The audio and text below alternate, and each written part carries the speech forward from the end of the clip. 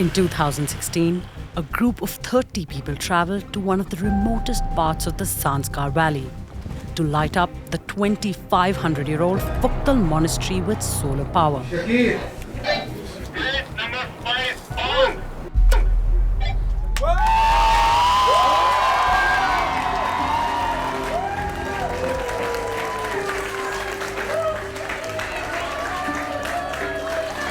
बहुत अच्छा लगा यार, ये सा लाइट अभी तक कभी नहीं आया।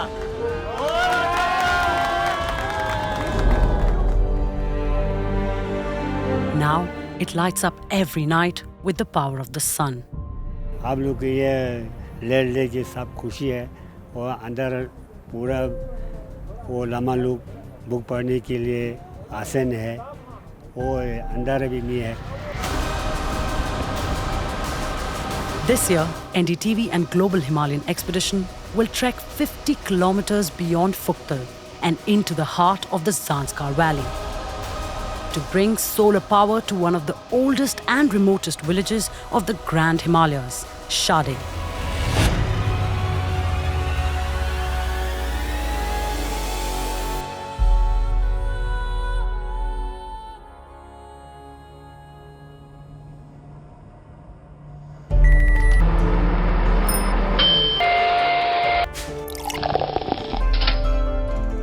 Electricity, the most versatile form of energy.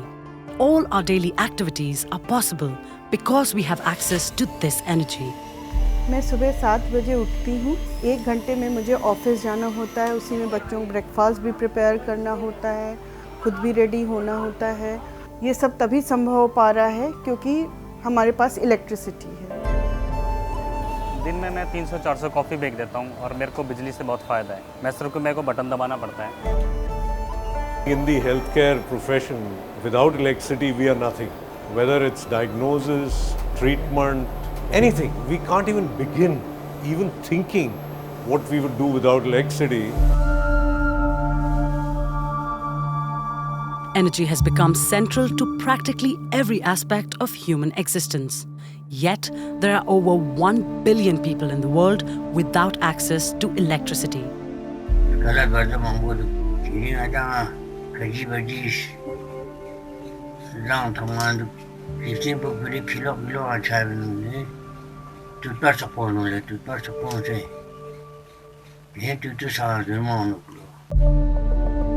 Despite advancements in the energy sector, universal energy access remains a dream. Traditional grid lines stretched with expanding cities.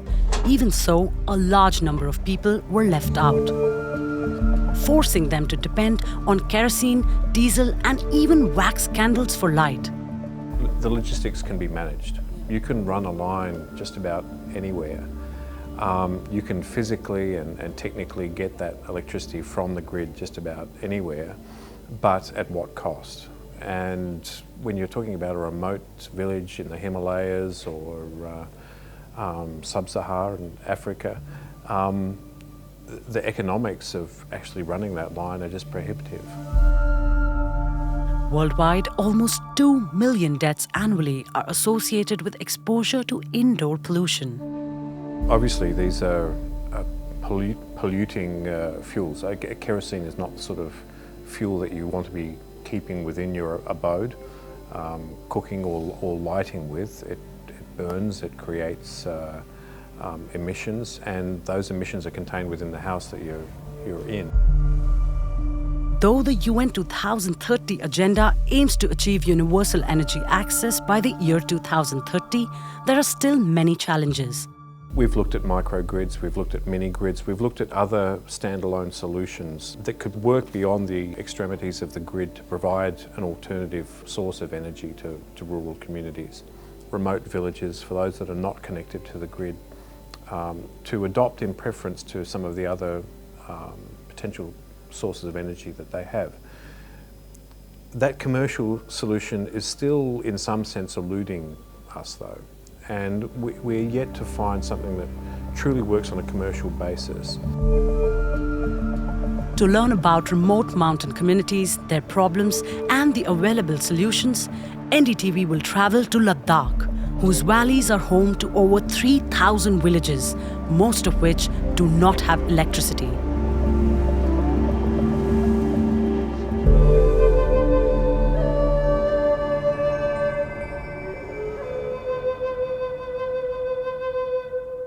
Ladakh, a cold, unforgiving desert, home to some of the highest mountain settlements in the world. It is now urbanizing and experiencing rural migration at a rapid pace. मैं यहाँ पर 2007 से मेरा एक guest house बना हुआ हूँ।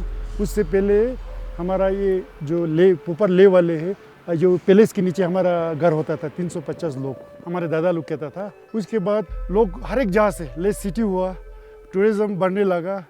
फिर लोगों ने यहाँ पर अपना अपना बिजनेस, कोई करगिल से है, कोई ये क्या कहता है यहाँ के ज़ंस्कार से है, लोग यहाँ पर बिजनेस, इसीलिए काफ़ी लोग बढ़ गए।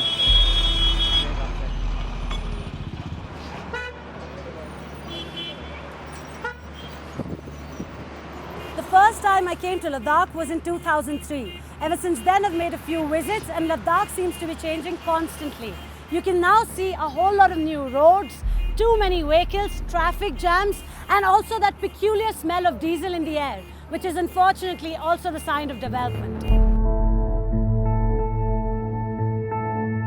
Ladakh's government is mindful of the pollution and is making efforts to tackle the issue.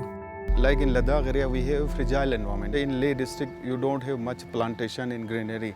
In Kargil, we have the same topography. So we say that renewable is the best solution. Even like most of the villages now, already government has installed DG sets. Because you say that so many pollutions are going there. So Kerala is focusing to once we install these solar photovoltaic power plants in village, we thought that we should dismantle, we should totally discontinue the use of DG sets. Now Government of India is signing a lot of MOUs with other countries, especially mostly focusing on renewable energy. So we thought renewable energy is the future, you can say. Education and awareness have enabled Ladakh's urban population to make use of the renewable resources at hand. Ladakh में आपने खुद देखे होंगे कि कहीं जगहों पे जैसे होटल्स में हो आपका सोलर वाटर हीटर लगा हुआ है, इसी तरह सोलर लाइटिंग सिस्टम के लिए उन्हें सोलर पैनल्स लगा हुआ है। इसी तरह गांव में भी आप कहीं जगह पे देखेंगे वहाँ पे भी आपका solar water heater, solar cooker, हत्ता सोलर कुकर भी लगा हुआ है। However, it is Ladakh's rural population that is living the hardest life, with no electricity, poor education and health. गाँव में खासकर लाइट का बिल्कुल शॉर्टेज है। इस वजह से हम सोलर पावर प्लांट को अगर यूज़ करेंगे तो फिर इससे हमें बहुत विंटर में खासकर बहुत फ़ायदे होंगे। गाँव में बहुत सारे जगह ऐसे हैं जहाँ पे विंटर में खासकर जब बर्फ़ गिरते हैं 6-6 फुट 7-7 फीट जब बर्फ़ पड़ते हैं वहाँ पे पानी का फैसिलिटीज़ करना बहुत मुश्किल हो जाते हैं। But times are changing. After living without electricity for 90 years, Changna's village, Chakma Karpo, was electrified earlier this year.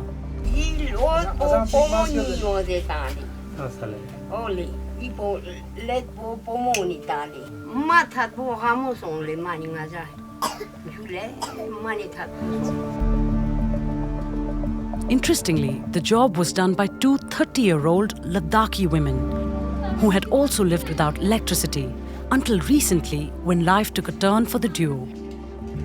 हम लोग बैटरी कनेक्शन करना, वायर कनेक्शन करना, चेयर कंट्रोलर पूरा करते हैं। और मैं इधर काम कर रहा है कि सोलर इंजीनियर का। फिर उधर से ट्रेनिंग दिया कि आप लोग गाँव जाके लाइट करो बोला। फिर GHA ने बोला ठीक है हम लोग के साथ चलेंगे, आप लोग कर सकेगा बोला। फिर ठीक है हम लोग भी करेंगे बोला। Sonam and Tenzin were employed by GHE's entrepreneur Dorje, who is also from their village. Unemployed lang sumpadine electrician khachi gorle tene phone lang thorteno kyot pasang ta pome electrician aping se deranga ta kyot pasang feda digana mana puja pomo sama thobe ni no thopseno le training कहाँ मिला आपको solar? Barefoot college ma'am 6 महीना का training की है। किसने बोला कि वहाँ जाके करो पढ़ाई? वहाँ जाने के लिए पारिस सर ने बोला मैम। पारिस सर ने यहाँ की दर्जे को बुलाया, फिर दर्जे ने हम दोनों को चॉइस किया। दर्जे ने पूछा तो फिर हमने ठीक सोचा मैम, क्योंकि हमारे गांव में भी लाइट की ज़रूरत थी ना मैम, इसलिए हम लोग चले गया। जिस गांव में लाइट नहीं है उसी गांव में जाके लाइट देते हो हम लोग। दर्जे साहब, Sonam's village Sumda Chinmo was the first village to be electrified by GHE. In 2013, when I was thinking of starting GHE, I first made a recce visit to Ladakh in July. I came to Ladakh after like 9 years, and the second day I did a small trekking route to a village called Sumda Chinmo. And the whole journey of recce and survey in Ladakh at that time, meeting some villagers and getting out of that troublesome time at 1 o'clock in the night, confirmed that this is the place I should come to and start doing something here. The abundance of sunlight all year round motivated GHE to install solar microgrids in the remotest regions of Ladakh. Their vision has helped thousands leap from the 19th century directly into the 21st. So once you have light, once you have electricity, you can build on education. You can set up education hubs where, children can come and access offline internet. That's what we have been doing in some of our education hubs, where kids can now access Khan Academy, Wikipedia, TED Talks on an offline server in these remote villages. They are not connected to the internet, but they still have the access to information. With over 50 hamlets powered up, GHE is seeking out more remote communities. This year they have found Shade, the remotest village of Zanskar. And NDTV will join them on an extreme expedition to bring light to the people of Shade.